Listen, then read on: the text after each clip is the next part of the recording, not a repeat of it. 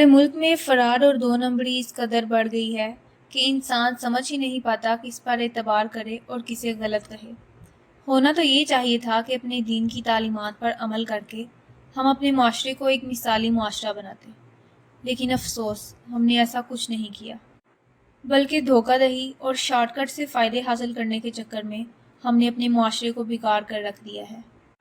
معاشرتی برائیاں ہمارے ہاں اتنی مضبوط ہو گئی ہیں کہ اب ان سے نجات پانا انتہائی مشکل نظر آتا ہے، جبکہ ہمارے مقابلے میں مغربی ممالک اعلیٰ اخلاقی اقدار کو اپنے معاشرے میں پروان چڑھا کر اپنے معاشروں کو پرسکون اور انصاف کا مرکز بنا چکے ہیں۔ وہاں لوگ خود یہ احساس کرتے ہیں کہ اخلاقیات ہی انسانی معاشرے کا حسن ہے۔ اسی حوالے سے ایک واقعہ پیش خدمت ہے۔ میرے شوہر گھر میں داخل ہوئے تو میں کسی کام میں مصروف تھی۔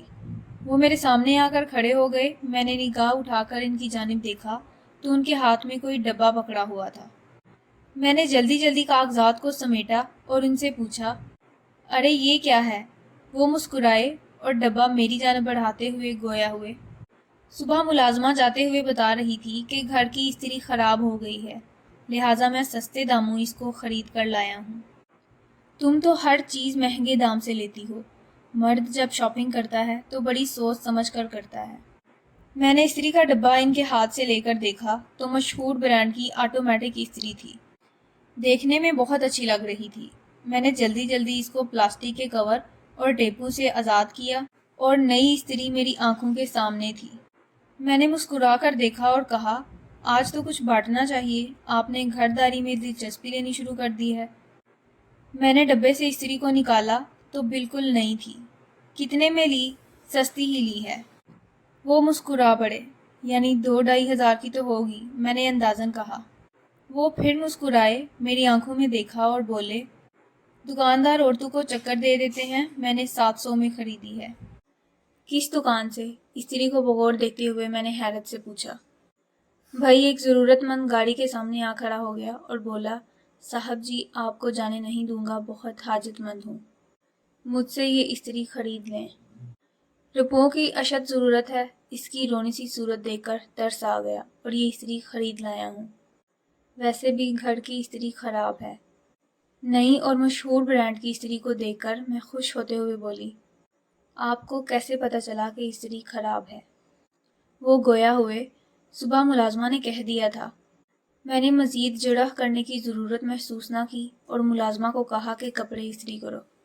وہ استری کو لانڈری روم میں لے گئی اور چند ہی لمحوں میں واپس آتے ہوئے بولی، بیگم صاحبہ یہ نئی استری خراب ہے، دائیں جانب تھوڑی سی ٹوٹی ہوئی ہے۔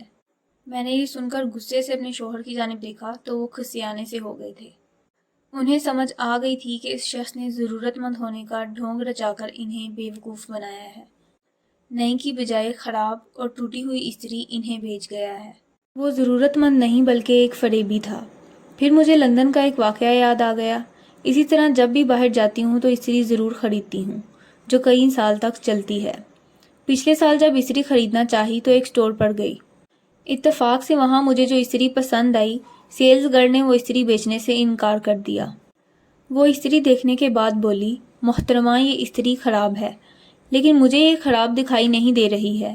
میری بات سن کر وہ مسکرائی اور پھر بولی، دائیں جانب ہلکی سی ٹوٹی ہوئی ہے، کام تو دے جائے گی مگر خراب چیز بیچنا گناہ ہے۔ میں نے حیرت سے اس کی جانب دیکھا اور سوچا یہ لوگ اتنے ایماندار ہیں۔ ادھر ہمارے مسلمان کلمے کا سہارا لے کر اپنے آپ کو مسلمان سمجھتے ہیں اور سمجھتے ہیں کہ کلمہ پڑھا ہے، اللہ ضرور معاف کرے گا، اور ان لوگوں کے بارے میں یہ کہتے ہیں انہوں نے کلمہ نہیں پڑھا، یہ دوزخ میں جائیں گے۔ خیر یہ تو اللہ کو ہی معلوم ہے کہ کس نے دوزخ میں جانا ہے اور کس نے جنت میں، لیکن اس سے انکار نہیں کیا جا سکتا کہ ہم نے اپنی اعلیٰ اخلاقی اقدار کو یکسر بھلا دیا ہے۔